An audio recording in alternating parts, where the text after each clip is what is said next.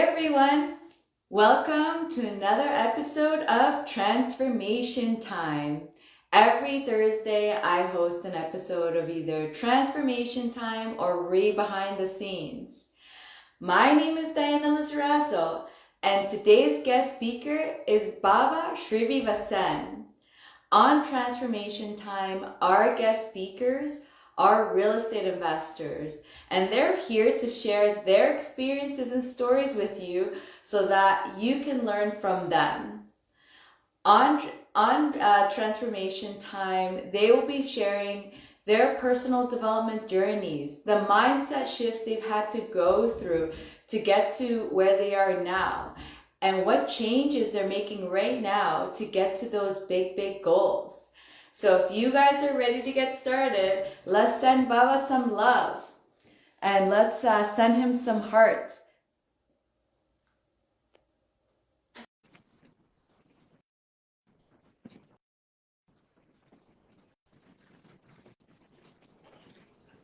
Hey Baba, how are Hey, I'm you? doing super blessed. How are you, Diana? Good. Thanks for coming on. So let's get started. Let everyone know. Let's start with just telling the viewers a little bit about yourself. What's your real estate strategy? How long you've been at, whatever you'd like to share with the community. No, perfect. No, I'm super grateful for this opportunity. Thank you, Diana, for doing this. I think you're doing an amazing job bringing different kinds of people with different experience, and you're super consistent. I've been following you for a very long time, and thanks for doing this. And I'm really grateful to be here today. So, whoever's listening to me, my name is Bava Srinivasan. I'm originally from India, Tirupur, from a city from the south. So I moved here in 2000, moved to Canada in 2007 as a student. So I was in Sudbury, Ontario, did my undergrad. And then I was working in Toronto for a year. Then I moved to Nova Scotia. I was in Sydney, Nova Scotia. I was in Halifax. And then currently I'm residing in Montreal. In professional life, I'm a senior director for a telecom company, and I work in the business development. So that's a people's business, and a real estate journey started around, I would say, 3 years ago, and started with single family homes like everybody else, and then pivoted into student rentals, and then currently I'm an intentional multifamily investor. So looking at multifamily buildings, started with Quebec. Right now, we are concentrating more on Nova Scotia and New Brunswick. So that is the little 1 minute synopsis of how I started and what my journey is. And during those times, it's all about expansion of mindsets, where you start with, that's what I see, like the pivotal journey. So your journey pivots based on what you see and how do you put it in your brain, right? So that's how I see it, and even till today, I'm always learning. I'm not saying that I'm an expert in any way. It's just based on my own experience that I'm sharing with what I feel like. So that's I love it. Yeah, I love it. Thanks for sharing. And so, what even got you thinking about real estate investing? What was the catalyst for you wanting to even get into perfect. No, investing? that's a great question. So, right, even when I was going to school, I was I always had 2, 3 side gigs during a full time during going to school full time. So I was always having an entrepreneurial mindset, where me and my friend, we started cleaning company, and then we did catering on different businesses. Instead of we having our own catering company, we went to the businesses that we were doing big caterings, and then we said we'll go deliver them, right? So we were always kind of doing stuff on the side to see how to work on other businesses. So meanwhile, I started. Oh, I don't know if it's. Oh, there you go. Instead of you showing the home on the weekend, I have time on the weekend. Can I just, come in and show the house? So this was during the school. I was doing that every weekend. I was going and showing brand new houses. So all I was doing is taking their name, going to the site, opening the property, and then closing it at the end of the day. And then I was getting paid cash on it, right? So it was all intriguing for me, where how this new property is built and how the builders are coming and doing this and how the realtors making money off us, right? So that's where it all started when I was going to school.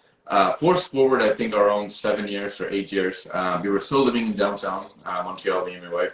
And then we decided to say, okay, we're going to buy the first property for us to live. So we were trying to look at the logical sense of what's close by.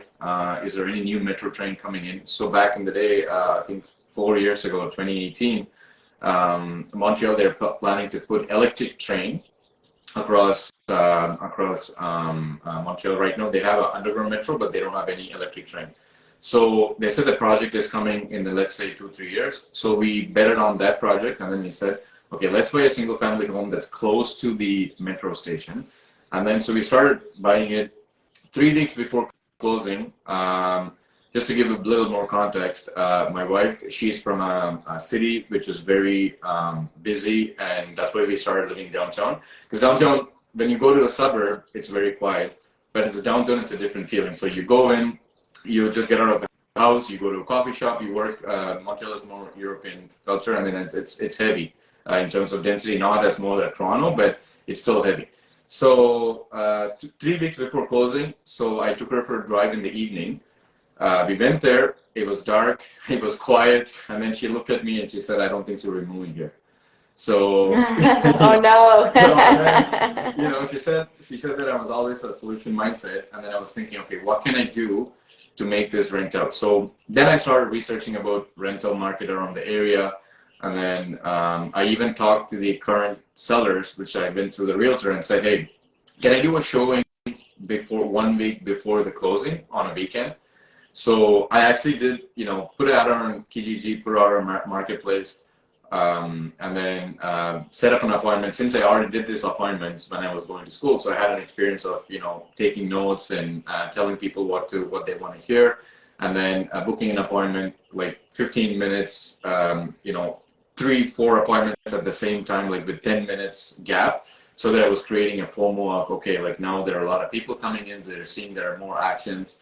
So I kind of planned that, and then before closing, we found a renter, and then right the day of the closing, so we didn't even move, so the renters came in, and then back then with the calculation with the mindset that I had, so I didn't have this big calculator now like that we use with the spreadsheet. Back in the day, I was just trying to see, okay, if the rent pays my mortgage, property tax, insurance, water tax, electricity was based on the tenants, we told the tenants to pay for it.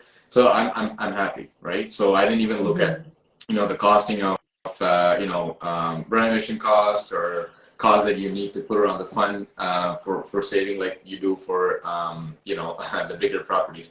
So with that knowledge, we did it, and then I was cash flowing $450 right from that month. So 3 months later, then I was looking into it, and I said, hey, I was talking to Sam, and I told her, this seems really good. So I really like it where, you're just putting a down payment, and then now everything is paid off. So that's how the curiosity started. And then right from there, it was pretty much, I was trying to look for groups within Montreal who were actually doing multifamily or single family homes. So I was joining different networking events within Montreal. So, and it was during COVID too, so it was not physical meetings, it was only Zoom meetings. So there were Zoom meetings, there were a couple real estate networking events that happened. So I started joining those. And then at that time, all I was trying to do was, I went there and then I told them that what I was looking for, exactly what I was looking for. So I told them, okay, I already bought my first home, now I wanted to buy another single family home. And then every time I went there, they started remembering me, and they said, okay, Bava wants a single family home in South Shore, and he was looking for off market. And then they started introducing me to the people that what I wanted. So that's what I like. This is the whole journey is such a blessing and amazing. Where till today, the people that you meet, the intention that you put out there, the communication that you use, and what are you specific about.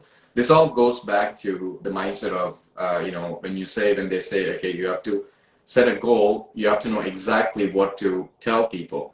If you just go and say to them, hey, I just wanted to be an investor. So what type of investor? Are you single family, multifamily, Airbnb? student rental, there are so much. So, and then back to the story where I started with single family, and then they introduced me to a realtor who was a investor as well.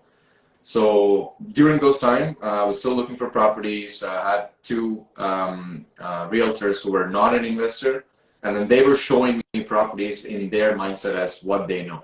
So once I joined this group, and then they introduced me to another person called Lisa, and she is an investor. She's young, and she was investing in a place called Chateauguay, which is 20 minutes from downtown, and she owned 20 single-family homes, right?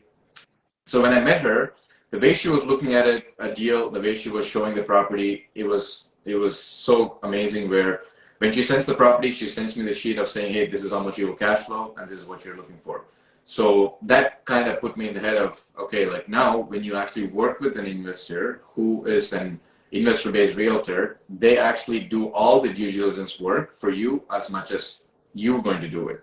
So along those lines, then I looked at it, and then right from that, I think I said, you know, when I wanna, my strategy is I want to be Lisa. I want to get 20 single-family homes, and then I'm going to cash flow $450 per property, so that I can retire my full-time job. So that was my goal when I started this.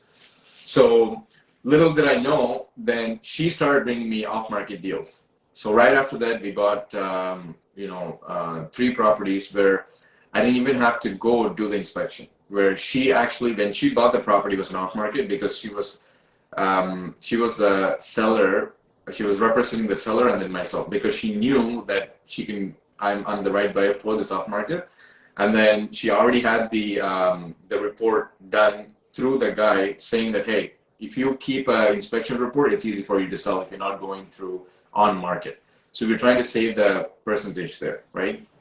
And then right after that, it was mind blowing. Where, hey, like half of the stuff you don't even have to go through exactly how everybody's buying, right?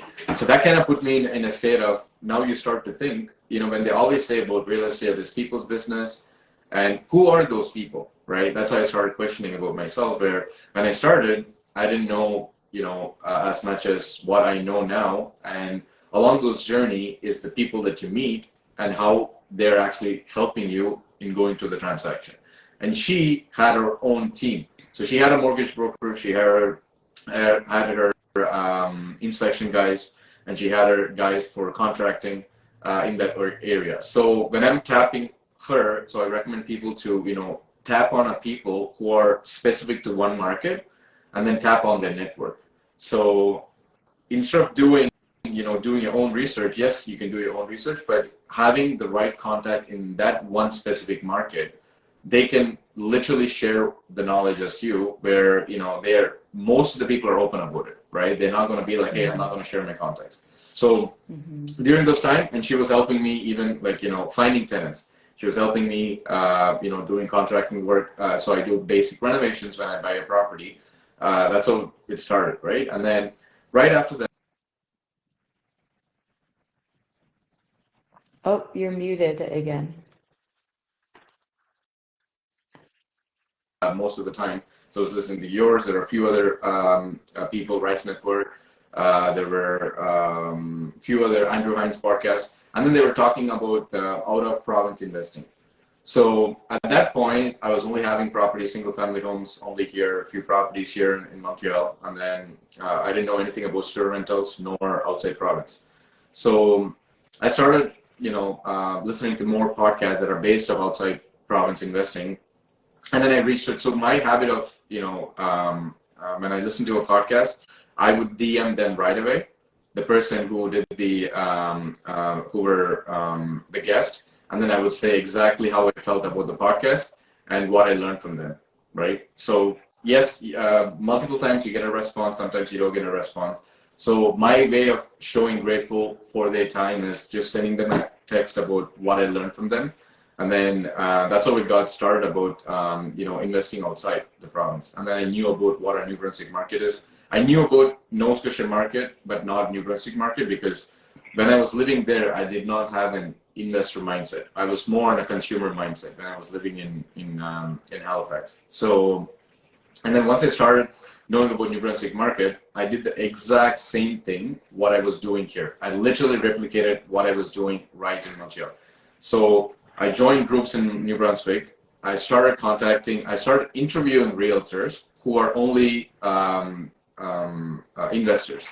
So I literally like went down, Googled, best realtors in New Brunswick. You get a list, and then you join a different groups within the neighborhood, within the Moncton, New Brunswick area. And then once I started going to those meetup calls, and then I started asking, once you network, and I started asking about, who's the realtor that they're using. So tapping their network. So I started calling them, and then once you interview the realtor, so you would know exactly who do you want to work with, and you can ask questions like, what's your experience, what's your portfolio look like, and because the best interest when you're outside is basically you are literally trusting that person when you're outside, right? When you're right in the backyard here, you're fine. But when you're actually doing outside province, your team is everything. So how do you get trust on a team? So the trust only builds upon when you work with them, and then when you go through things that you don't expect, and how do you handle those things when the project is there. So I started interviewing small little stuff. So every single day I was taking action, where I took a note of the realtor that I'm going to call, the property managers I'm going to call, the contractors I'm going to call. So every single person on your A team, I literally call them, and then even for notaries, for lawyers. So I literally like have a note of people that I was calling, and then I was literally writing how I felt about each person. So I'm more of like a energy person, where I try to feel most of the time by how do I feel about them, right, while I'm talking to them. That's exactly how I've been doing business, my intuition, and how I try to do stuff. So when I was trying to call, even property managers, I was trying to call to 6-7 people, and then I really clicked with this guy called Chris. And then at that point, I was not, looking at any properties. So at this point, I was doing this research, so pretty much found I nailed down to a few people that I wanted to keep in my team. So every time I called them, I told them, hey, listen, I'm an outside province investor. My goal is to come here and build a portfolio, and I want you to be on my team. So every time you call those person, I highly recommend people, if they're trying to, do outside province investing, make sure that you are sharing your vision to them, because you don't want to be a transaction. They would get calls left, right, and center from everybody. I always thought about, how do you stand out when you call to talk to somebody, because you have to make sure that they remember you and you remember them. That's the only way you get stuff done when you're outside province. And I even tell them that everybody should practice it even within the same your backyard, because end of the day, once you reach to a certain level, your time is more important than anything else. And then small little tasks, you try to delegate it, and then it totally depends on your journey, where your future goals are, and you decide based on that. So who you are today is based on what you do every day. So based on that, I literally talked to different people. I saw a few properties, and then I decided to buy a triplex as a first investment. I told myself, okay, this is a trial and error. Okay, I'm not going to get into multifamily right away. This is a trial and error. I'm going to say exactly how it works to buy a property when you're in the same province. So as I was telling you about, I'm into intuition. I feel connected about people, where I grasp energy, and I really believe in that. So when I talked to this property manager, Chris really stood out. So now my plan was to, okay, once I buy the student rentals, I'm going to call Chris and help him to make sure that he is the property manager. You talk about universe aligning, you talk about everything. So now this triplex, I really liked it after the inspection. Now I'm doing the due diligence process of, okay, who's the property manager? And they said, okay, the realtor was sending me the property manager contact. It's the same guy that I connected with. It was Chris, who was actually managing the same property on this one. And then I was so happy. I was like, okay, like everything makes sense. Okay, everything is aligning. So I started calling him and then telling him, hey, like, are you managing the property? He's like, yeah, I've been managing this property for 5 years. I know exactly. And he specialized in student rentals in New Brunswick. So I was like, okay, now this is even perfect. Now and then we started strategizing about what we can do to increase the net operating income. And I was renting as 12 rooms. It's a triplex, but we rented as a 12 room. And they didn't start charge for parking. And then we renovated a little bit at the back to have more space. And then we started charging for parking because it was close to University of Moncton. So you can walk to the university from that property. So that's why I always feel like, when you're trying to start to get into real estate, you just have to make sure that you are aligned first as a person, right? People, Yeah, clarity becomes so important, right? big time, big And time. so, now that you're talking about that, what kind of advice can you help people to bring that clarity to themselves? Because I feel like, especially I feel like when you're starting something new, you probably feel like you're all over the place Right. and even just trying to, gain some direction. Like, what kind of advice can you give to the viewers to help them bring more clarity into their what their No, goal is? it's a great question, right? Because everybody goes through that in terms of analysis paralysis mode of what you're trying to do. I would say you should really find your why. Your why should be so strong. So just because somebody's doing this, you don't have to do that. Because if it's not aligning to you, you feel as a stress. You feel that's not you. I feel that's like really people are missing that part where it's going by shiny object syndrome. They see about like people talking about deals that they made money, but nobody's talking about the deals that didn't go through. How much money they lost, what sleepless night they had. Me, I don't want to go through that. I want to sleep at night. I want to have balance of everything, and I want to be at peace where things come to you rather than you chasing it. It only goes by experience, right? Even I was here, doesn't mean that I was always like this way. I had to go through stuff in order to become who I wanted to become.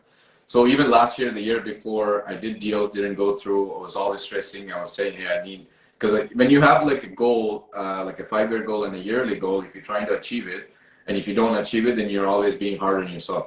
And then I had to go back and reset my why of why actually I'm doing this and what is my goal. Is my strategy is going to help my goal? Is this property or this strategy that I'm doing will help me to move towards my goal?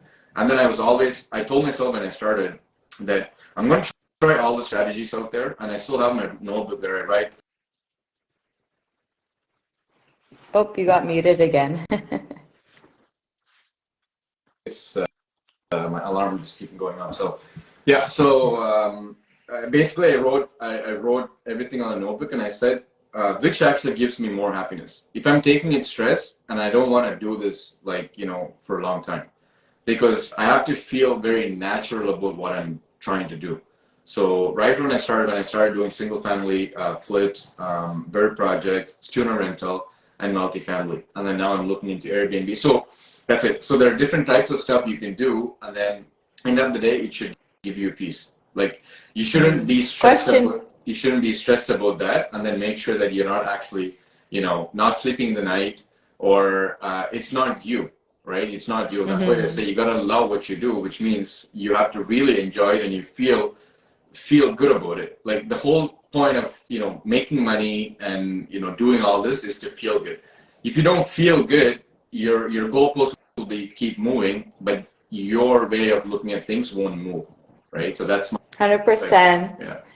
And so talking about stress, because also, and I think bringing clarity to it, because I'm curious to hear your point of view on it, is that I think there's also different kind of stress, like the good and bad, right? It sounds like you're talking about like things that just completely bring you down, because when you're starting something new, won't you feel stressed about it to a certain level?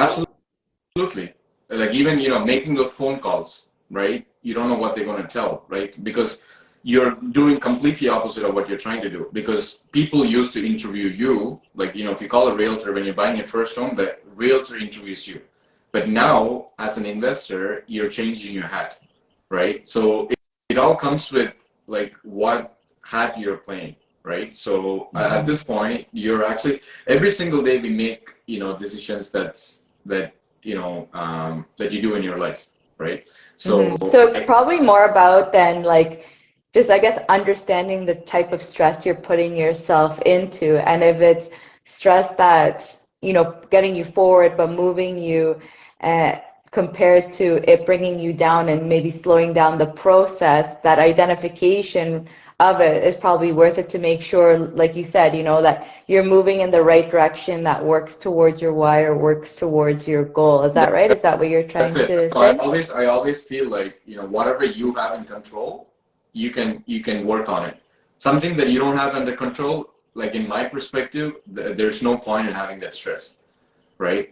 So whatever you have in control, like, okay, now if I wanted to make a phone call, I have that control. So I can actually make a phone call. I can do my pep talk and say, okay, the call will go good and I'm going to say this. Even I can write down notes and then talk to them, right? But if I'm stressing about let's say I have an investor who doesn't want to invest with me, but I'm stressing about, oh my God, I don't know what they're going to say. I don't have control over what they're thinking, right? So that's the stress Exactly. that you Yeah. don't want to have. And bank, for example, bank application, when you're trying to do, you're going to a private lender, those are the stress that you don't know what they're going to tell. That's the stress that people are stressing, especially in real estate, where you don't sleep in the night, where you don't know what the private lender is going to tell you, how much interest they're going to charge, and how is the investor is going to invest 500K with you or whatnot. So those are the stuff where you actually don't know. You don't have control over that. The only thing you control over is your emotions, right? And that's the only thing that you have control. And what are you choosing to do that with it, right? So if, let's say, I'm not sleeping because I don't know how the deal is going to go, I don't know what the seller is going to say. Seller's going to say no matter what he's going to say. Just by stressing, I'm actually putting in a negative energy on that, rather than thinking, okay, this is going to be a good one. Are we going to align each other? And whatever is meant to happen to you will happen.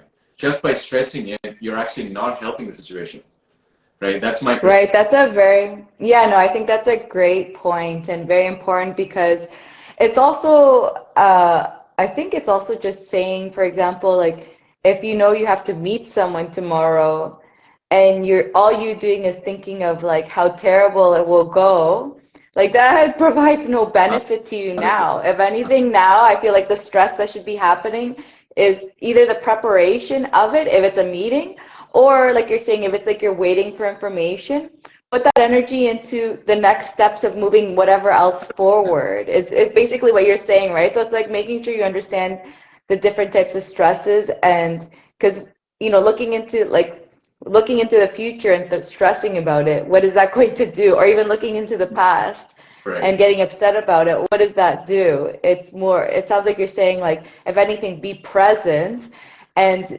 do what you can do to get things moving now, and don't worry about what could happen That's it. until it comes. Because it could be like, oh my God, they're going to tell me like this, the worst of that and that and that. And all of a sudden the meeting's like completely different. Right. And, and you're like, wow, I put my energy into all of that and it didn't even turn out the way I expected. I would rather just, instead of saying, hey, I'm stressing about that, I would rather say, this meeting is going to go so great. I'm going to come out of the meeting very happy.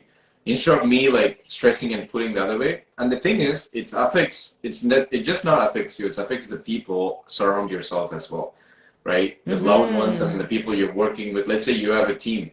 Okay, when you do, I mean, you could relate it as much as anybody else. You do a lot of flips. The team is, when they're stressed out and they come to you, and if you're even more stressed, imagine how that's going to be. It's going to be a disaster, right?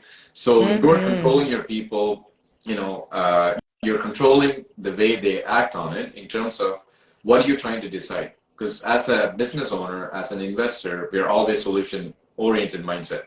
If we are able to give a solution to a problem that's real estate, why not give a solution for the problem that's a mindset related? Why not give a solution to the problem that it doesn't even exist? You're inviting those. Exactly. You're actually inviting those rather than it's happening, right? So it's basically, that's why they say like whatever you think is what you become. So it's not that why they did not say that. It's because of, it's literally you're in control of everything. If you feel that way, you will be. And if you're saying to yourself, oh my God, I'm not in control of anything, then you're saying to yourself, I'm not in control. So then you're actually inviting. And you're letting everything around you take control over Exactly. you. That's exactly right. And every situation can happen the same way, right? You could be like, hey, I don't even know what's going to happen. So the second that's why like they say, you have to have a very clear intention of your thought, and that's why you keep an intention during the day when you start. Because when you start with a chaotic mindset, it's like you're not resetting.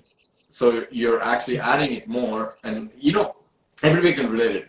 When you talk to somebody, you feel like, oh my God, they're more confused. And then when you come out of the meeting, you're actually more confused than them, right? It's because you spend that 100%. energy, with them. And then when you're aligned with yourself, or when you know exactly what you're trying to do and what your intentions are, what your conscious stuff of saying stuff, and they could be like, you would be more in tune and say, okay, this person is confused. Either you try to help them or you just listen, right? But you can tell them. Yeah, I love it. So it's because you're basically saying, like, bringing awareness to even what you're doing to yourself. It 100%. becomes so pivotal Yep. to the way you behave and everything you do within your life that will, like you said, bring it out to the environment. Like that, if they're confused, feel like it's like, let me reverse back and look, maybe I'm confused and I don't fully understand it. And it's Exactly. like, I need to bring more clarity Yep. even within myself to project that That's out. it, 100%. I mean, that you could take that. I mean, that's what I do. I take the strategy and use it to my personal life, relationship, real estate, games. So there's so much that you can do with what you have in control of, right? Even especially as a business owner, as an entrepreneur, you have to make decisions and you have to deal with people, because end of the day, this is people's business, right? So the whole time you're dealing with people and their emotions. The only thing you have control is your emotion, not their emotion. So especially working with contractors, things won't happen in your way, 200%. We all know this. And we know when the parts are not coming, when you open a wall, there's water leaking, and these guys are working on a more test. It's all about understanding why, because they always say, oh, you have to understand the seller so that you can work with them. And my perspective goes, if you can understand the seller, you should understand your contracting team. You should understand your lenders. You should understand your investors. Basically, you want to understand and you want to navigate, and you have a peaceful, like, it's not about finishing the project. I wanted to have a peaceful day every day so that it's fruitful along those lines, and the person who's working with me wants to work with me, and then I wanted to work with them. So that's my way of doing things, right? Even when contractors, I started like deep question about them, and then they would be panicking and calling me, this happened, that happened. I said, let's just not panic first. Let's see exactly what we can do. And then I said, hey, this is a blessing, because now the wall is open, and now you're saying that the water is leaking. It's even more better, because I would rather not have a finished project and have a water leak, right? So every time when they say, and then when you're being more positive about stuff, even during negative situations, and they go like, oh my God, yeah, I never thought that way, right? And then you are putting them in a different panic mode, not in a panic mode, to regular mode, and they're like, okay, now they're thinking like you. They're like, okay, solution oriented. I was like, okay, now it's going to cost a little extra, that's fine. And then you'll be more in tune with yourself. I always go, every time when I'm going through something, I just ask myself, okay, why I'm feeling this way? Okay, there are two things. Either it should be finance related or time related.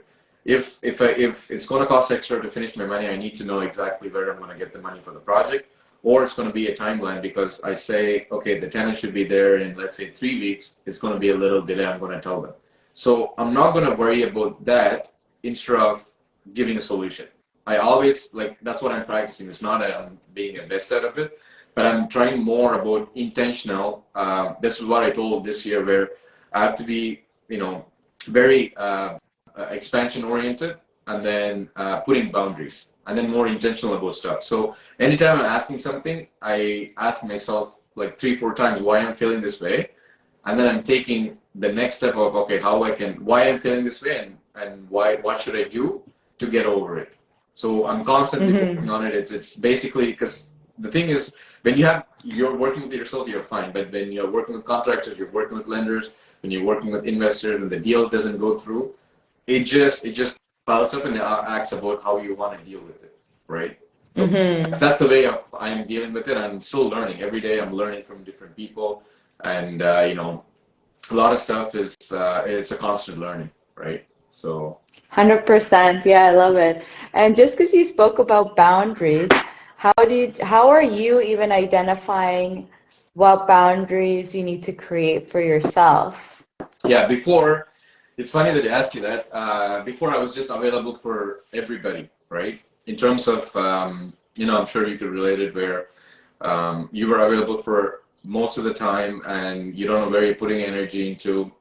That's why I started going into more intentional about who I'm spending time with. Now I decide who I want to spend time with, not the other way around. So I literally told myself this year, hey, I have to be in control of what I'm spending the energy because that's pretty much everything. And I decided now I'm deciding who I want to spend with and how I want to spend time with them.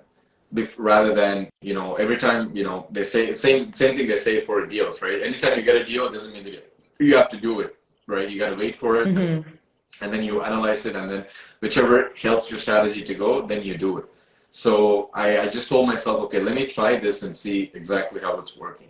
So now I literally decide who I want to spend time with and how I want to spend time with. So that really helped me to, think more about who I wanted to relate it with, right? Because before you're Mm-hmm. just going out with everybody, like you're doing stuff that sometimes you feel like, oh my God, like, okay, I'm there. I don't know. I don't want to be in this place. I don't want to be in this party. I'm not being 100% energy. Like, I'm just doing this because of, I got invited.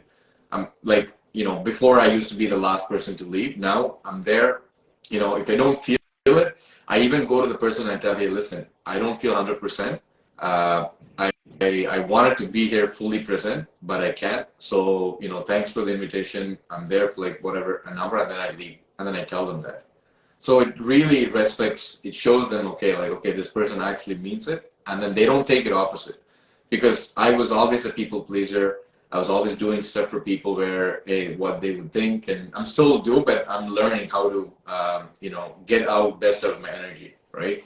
So now it's like, I don't Mm-hmm. feel it. I'm going there and then I'm telling them straight up and then I'm leaving, right? Even small little things like, every single day how you spend your time with, right? And what are you listening to? What are you watching? Who are you spending time with? How are you talking to them?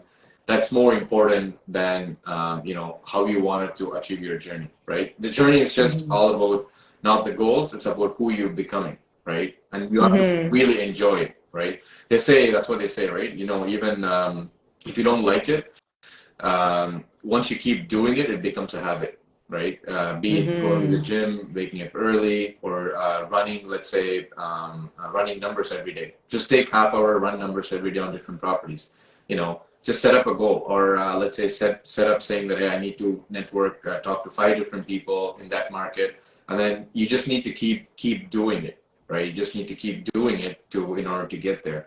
If it's easy, everybody would do it, and Mm-hmm. even like I was listening to something today where it says um, you have to keep up with your own word, not for others, for your own self, because your brain and the Mm-hmm. way that your body thinks is it's actually pushing you the other way around, not helping you. So basically, you're training to make sure that every time you say something, you're gonna do it. You're gonna do it, right? Not just because of, hey, like I don't know what the other person will think or whatnot. No, if you're telling something to you, just make sure you do it, right? And then every Mm-hmm. day your muscle wants to train to the laziest one, but if you want to train to the other one, you got to keep doing the exact same thing over and over and over and over.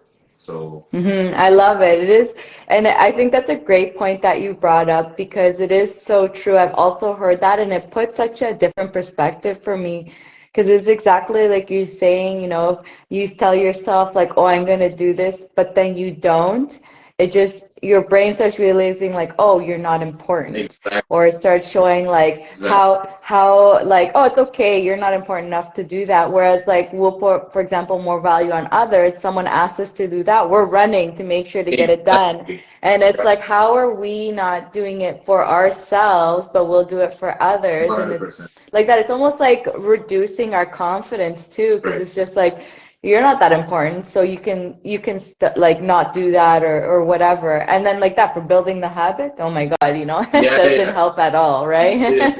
It's funny that you say that, where it's absolutely right. We do everything for others. You put yourself in the back seat. You don't take care of yourself. If somebody asks you, you would go do exact same thing. If let's say, somebody asks you to drop you in the airport at 5:30, you would do that for your best friend. But if I say you, oh, like let's go to the gym at 5:30 a.m. and you're like, I don't know, I wanted to just sleep in and then go, right?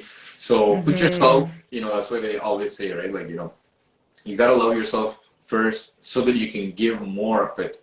Instead of loving others and not putting you priority, then you won't even have anything to show what you wanted to show, right? It's the best way to put it. I think it's amazing where you have to love yourself every single day. Just make sure that you spend time to you before even anything starts, right?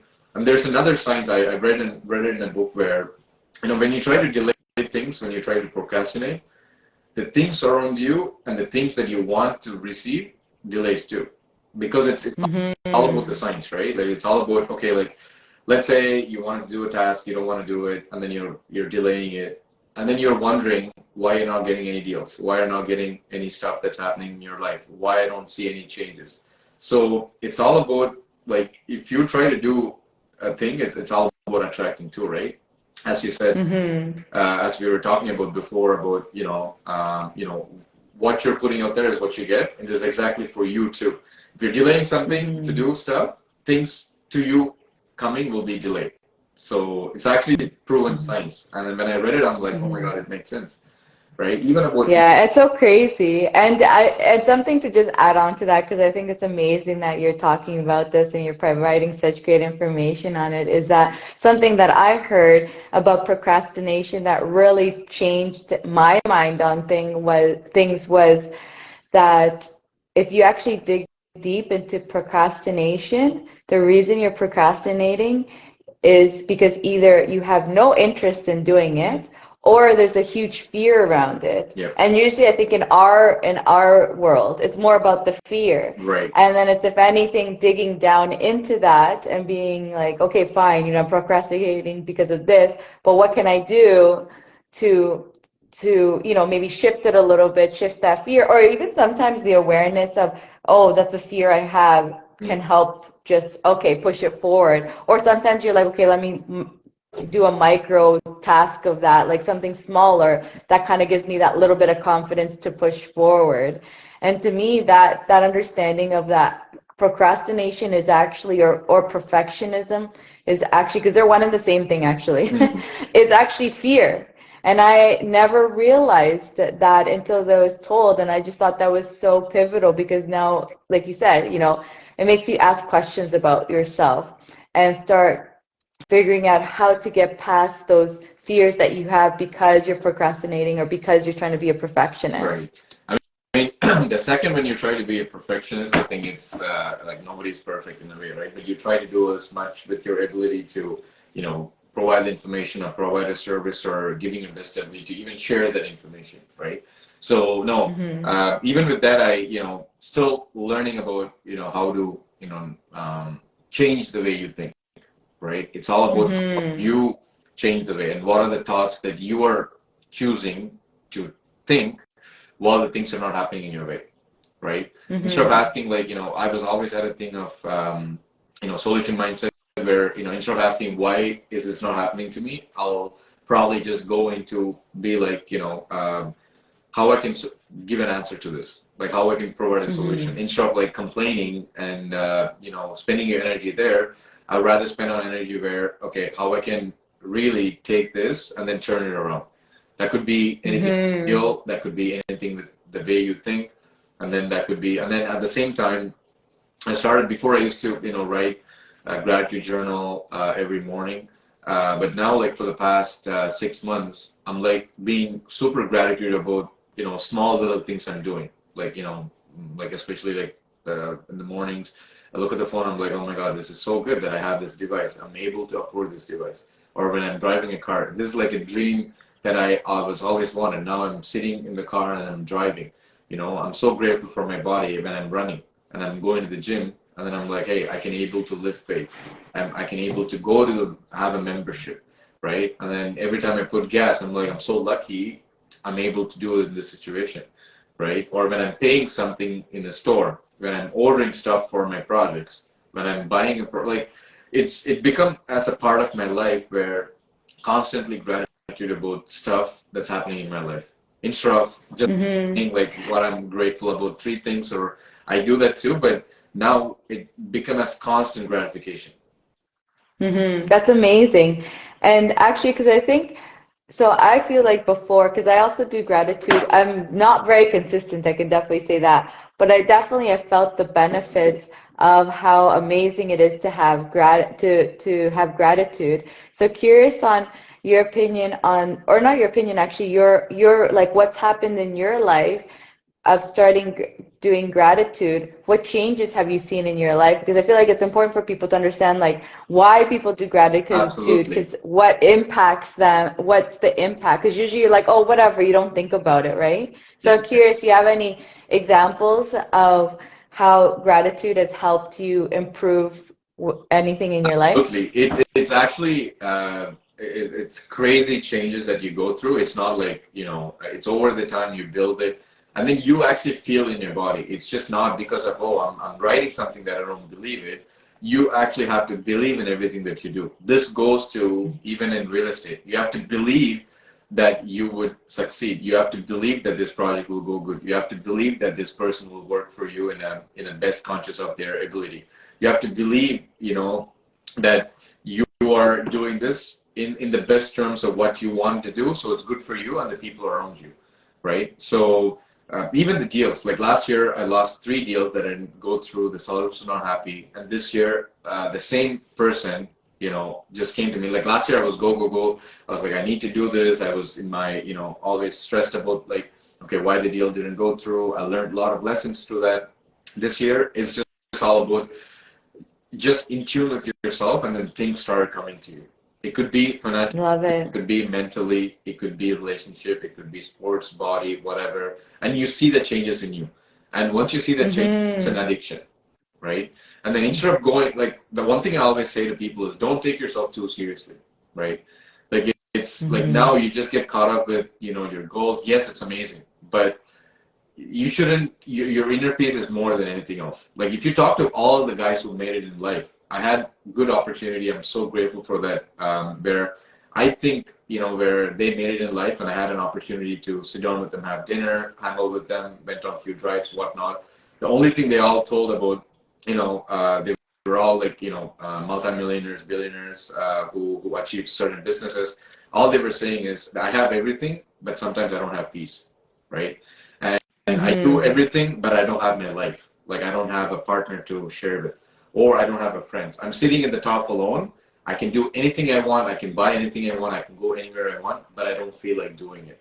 Every time when I meet somebody who's saying that, I feel God put me, or universe put me in the place to show that this is the life when you want to achieve that, what your goal is. But decide if you want to go that route, rather than learning their techniques. Just learn the techniques about how they did the business, but don't live a life like what they wanted to live. Definitely, I feel like learning from their mistakes, right? Because you go, yeah, people go through their different phases, Absolutely. and like you said, it is sad to see when it's like, people hit the top, and then it's like they're at the top, but they're alone. And I think that was, for example, even one of my fears, because I'm like, who wants to be at the top and be alone? It's like you want to be at the top with everyone else at the top and having fun and enjoying your lives together, No, right? when I saw that, like every time I had a goal, and then I like intuitionally, universe or whatever higher power put me in a place where, because I was intentional about meeting those people, and then they were exactly what my life wanted to be, but I didn't want it to be exactly what they're going through. So I said to myself, I want to have fun. I want to grow with the people together that I wanted to grow with. And then, I'm going to take them to the top, and then we're going to all be together. That's my goal. And then another thing, I started practicing it. It's been almost a year now that, I'm just waking up with happy for no good reason. I'm just saying like, okay, today I'm alive, and everything else is a bonus. A problem is a bonus. Stuff that's not happening is a bonus. Like stuff happening is a bonus. So when I started practicing that, it becomes like, okay, like I'm just alive. Any problem is curable. Like I have my body, I have my breath, and everything else is a bonus. So once I started training my brain that way, even small little things, right? If a contractor couldn't come today, you canceled on it, it doesn't bother me, right? Is okay, like yes, the jobs will be done. So what? I have to call my tenant and tell them that your place will be ready in 10 days. Okay, I'm not going to stress about it. Yes, if I don't find money, I'm going to find money, right? So once you start looking at things from a macro perspective, this small little stuff. Okay, I'm sitting in traffic and looking at, oh my God, I'm so stressed. Like, I'm happy that I have a car. I'm sitting in a traffic, right? There are people like going in a bus, like they can afford this, right?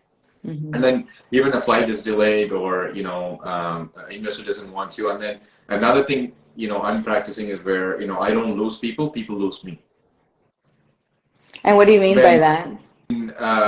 When you say you don't get along with some people, right? And then some people you don't attract certain type of people, and you always want to be like, oh, I don't know why they're not talking to me, or when you go to this transformation of who I are as a person, some friends or some people that who are really close to you, are not talking to you anymore, or doesn't want it to because they're intimidated, or they're finding stuff in a different way, or even like other people are looking at you and saying, I don't know what to do, and that feeling, right?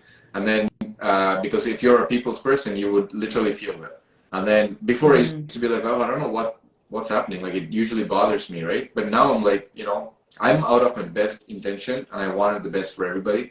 If they don't attract me, I'm gonna only think about people that attract me, and I'm not gonna worry. Yeah. I'm not worried about stuff that was not attracting. So then that goes to even like the deals that you're going through, the people that you're attracting for investors, and the people that you're connecting with. That's why it's so important about your intention about even doing small little things. Like, I know that words puts a lot of emphasis, but that is everything. It's like we actually do that on every day, but we actually don't talk about it, right? If you want to go to a restaurant, you have an intention of eating, but we don't tell the people, hey, my intention is to go eat, right? But it's in our subconscious way of doing it, and you don't say, hey, my intention is to drive today. You're driving anyways, and you're point A to point B, but why not put intention about doing what you wanted to do, and to talk about this thing to a person, and even changing perspective, right? It doesn't mean that if somebody's going through something, you can actually share what instead of sometimes people just wanted you to listen, right? You might have some friends, or even like other people, or if you're a mentor, or an investor, they just want to talk to you just to listen to you, right? So 100%. that's it. Like, even today, like I told that this live, I said my intention is to just come here, go with the free flow, and then see that what I can share, to share it, right? And that's the best thing about your live, where you always keep it free flowing. It's not, or you don't send out questions and say, hey, I'm going to ask this question, be prepared. Because at the end of the day, like, you want it to show them the real you, right? So yeah, I feel 100%. about it. So yeah. Yeah, no, amazing information that you said. And I feel like that what we're capturing this year is more for you to try to, just like you said, kind of be more free flowing, Yeah. and try to like reduce the amount of stress, and try to just kind of go with the flow. And so all these things that you're doing, and I think the goal is, it sounds like your goal is to, like you said, achieve, or like your future goal is to be that big person, like get to the top, but live in like a peaceful, serene type of 100%. happy type of life. Yeah. That's amazing. Anything else that you would like to add on to the changes you're trying to make right now to get to that nice big goal that you're trying to achieve? No, the goal is to just be happy every day, right? Try to much. I know, like, a lot of stuff happen during the day where you don't have control of. The only thing I'm trying to do is whatever you have control of, just be in control of it. Like, be more control of it in terms of just how do you choose your thoughts. Like, if somebody's saying something, let's say you have a person that triggers your whole life, right? Now, either you can't change them because they are probably triggering you a lot, and you have to find a way to maneuver. There are tools, there are stuff. Once you start learning about this, then you know more about your pattern, because every single person has a pattern. You got to figure out how that pattern is, right? Once you know the pattern, then you would probably act on pattern, right? So it's basically like telling it's basically the best way for us to, if somebody comes to your place, you already know them. They like, let's say, a drink or a food that they really enjoy. The best thing is to make that for them at home. If you're doing that for somebody else, why not do the same thing for yourself? Right? 100%. That's And exactly. actually, now that you brought that up, I did want to say it before. I just give again just a different analogy because I love these topics that we're hitting. And, there's so many different types of people, and I want to hit it because these are so important. The topics is another way of thinking of that is that if your energy level is low or you're exhausted or whatever it is, if you're at like a 50%, and you're giving all you can, you're only actually giving at a 50%. So you think like you're doing the best you can for people, but actually not. And I think it's very important that you want to be at your 100% so you can give 100% to others because it does show out there. And I feel like that like you want to be able to give the 100% of you, but to do that, like it's so important to you yourself put that importance in you and actually, do what you need to do to get to that 100%. Absolutely. If you're not taking care of yourself, you can't take care of others, right? I mean, that's simple as that. And even in terms of when you talk about energy, where if I'm not the best ability of myself, sometimes everybody goes through that. I try to do a reset in a lot of ways where I don't think about it, why I'm feeling this way. I just literally just change it in terms of, okay, I'm gonna go run and then change it, or I'm gonna go take a cold shower. Or I like sometimes if I'm not in the right mood, I don't even pick up calls, right? I'll just call them back. 100%. I'm like, hey, this. Yeah, I've even had to cancel meetings for that. Like, I'm just like, I can't do this. Like, I am just at a zero, and I've had times where I've had to cancel my whole morning because it's just like, I was like, it's not working out. And it's important to actually give yourself that kind of permission to do that because a lot of people think like you can't do it, or maybe you get stuck in like the craziness of life that you just even don't give yourself that second that it's okay for me to stop and like refocus myself. It actually goes with your personality. It's a very good topic, right? If let's say you're an introvert and extrovert, right? If it's an extrovert, for me, actually meeting people gives me more energy.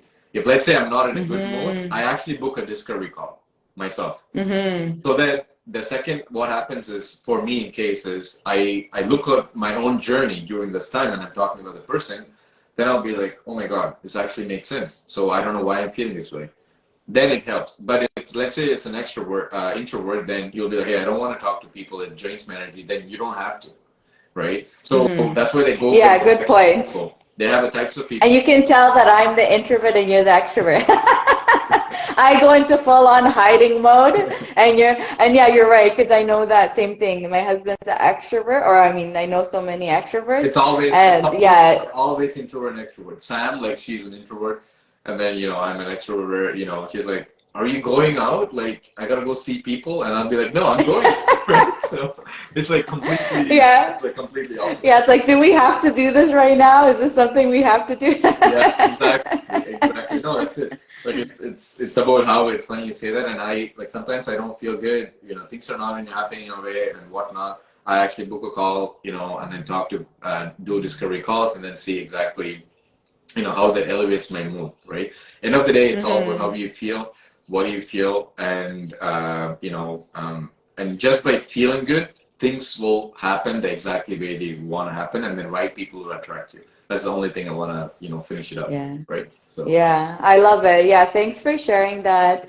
And very good point. Yeah, it's like knowing basically yourself, getting to know yourself. So you're doing, for example, like that, like what energizes you, what motivates you, so that if you do get in like a rut, you know how to take yourself out of it. So yeah, thank you so much, Baba. It was so much fun to chat with you. It was so great to hear what you had to say because I love all these topics on mindset because I think they're so important. I don't think a lot of us realize the impact that it has in our lives. So thank you so much for sharing so much important information with us. No, thank you so much. It's such a blessing to be here. Thank you for having me, and then I really hope people actually take benefit out of it. And it's anyway, I'm not an expert. I'm just sharing with what I know. So thanks again for your time. I appreciate this. So Awesome. So if you guys love what you heard, Baba's going to be tagged in this. You'll be able to follow him to see what he's up to. Mindset-wise, real estate-wise, you'll definitely get to see what he's up to if you're following him. And if you love this episode, send us a like, send us some love. And if you want to continue seeing the episodes that I have, then definitely follow me too. So thank you much, Baba. It thank was you. so nice to Lovely. chat with you. Thank you. Thank you, everyone, and we'll see you all in the next episode. Bye, everyone.